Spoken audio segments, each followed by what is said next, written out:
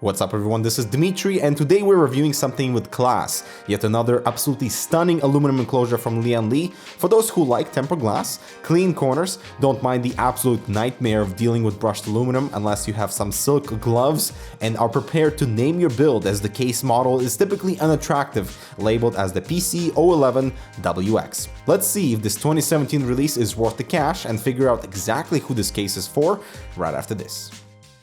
Introducing the new OCZ VX500 solid-state drives from Toshiba. It offers great, well-balanced speeds built with MLC NAND flash for superior endurance and is also backed by a 5-year advanced warranty program. Learn more about the VX500 at ocz.com. So the O11 is a double wide case separating the hardware for a cleaner system in which the main compartment is beautifully revealed through the glass front and side panels that have a warmer orangey tint to them. Just keep that in mind. But one thing Lian Li needs to improve on is the glass mount. It utilizes the 4-thumb screws, which is pretty standard, but the lip at the bottom is the only surface holding the panel in position, so while mounting it on or off, it can easily slip off and potentially break or fall off the table or something. So be very careful with it. The front panel, on the other hand, is held in with 2-thumb screws only and slides behind this aluminum piece for support from the other side, which can also be removed with ease. The frame is fully squared off, even at the bottom, which helps to deliver this unique character, but having no open area with the case feet made this one of the most difficult cases to move around. One, because I don't really want to touch the aluminum or glass too much, because that will require cleaning right after, so perhaps traditional case feet would have been more functional, especially since you need to fully tilt the case to one side in order to access that large dust filter.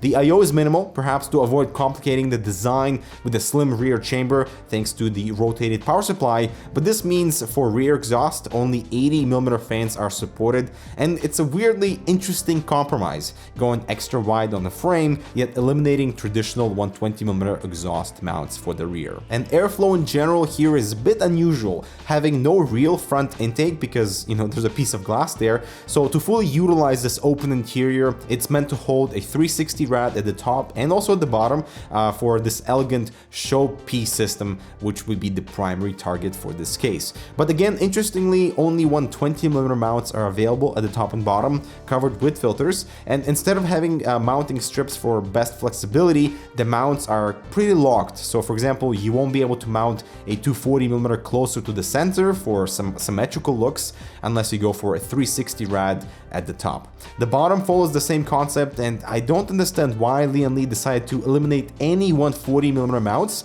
There's clearly enough space for them, but there's a pump bracket included with only 2 default mounting positions right at the front of the case, which has to be removed if you are installing the included fan bracket at the front. And so on one hand, this bracket has the potential to deliver extra airflow and give your build some visuals, but the intake vents are pretty closed off on the side, and my temperature tests only resulted in 1 degree Celsius difference across my components, which is not significant. I do love the toolless nature of all the exterior panels with these small extensions for easy handling and quality pegs for secure mounts. There's a dust filter behind the power supply area, and in this chamber all we find are 2 drive cages that are easily removable, and they cover 2 rubber grommets, by the way.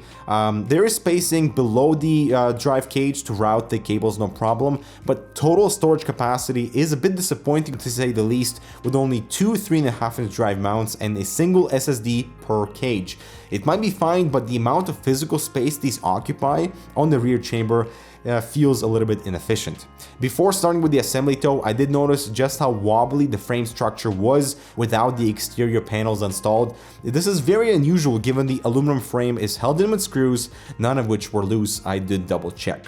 The motherboard standoffs are pre-installed, but it's missing that longer one in the middle that catches the motherboard. Not a big deal, but they should become the standard. Now what I find really interesting on the interior are these modular cable routing plates below and above the motherboard. So they let you open up some channels for cables or tubing, although no rubber grommets are provided to use if they are opened. More cases should use this modular system that is quite handy, but come on, 1 step forward and 2 steps back, as the openings below the motherboard are just way too down and the cutouts on the side of the motherboard are just so far away. Maybe that's to accommodate the 1% with the XL motherboard motherboards, but then we already have those two columns of cutouts, so why not space them out, so at least to provide the necessary framework for cleaner cable management regardless of your motherboard size. Which brings me to this optional hilarious SSD mount on the rear wall. I appreciate the thought, but when it comes to cable routing, there's absolutely no way you can use standard SATA cables because they're not long enough to be routed through the back chamber, so I'm left confused as to how and why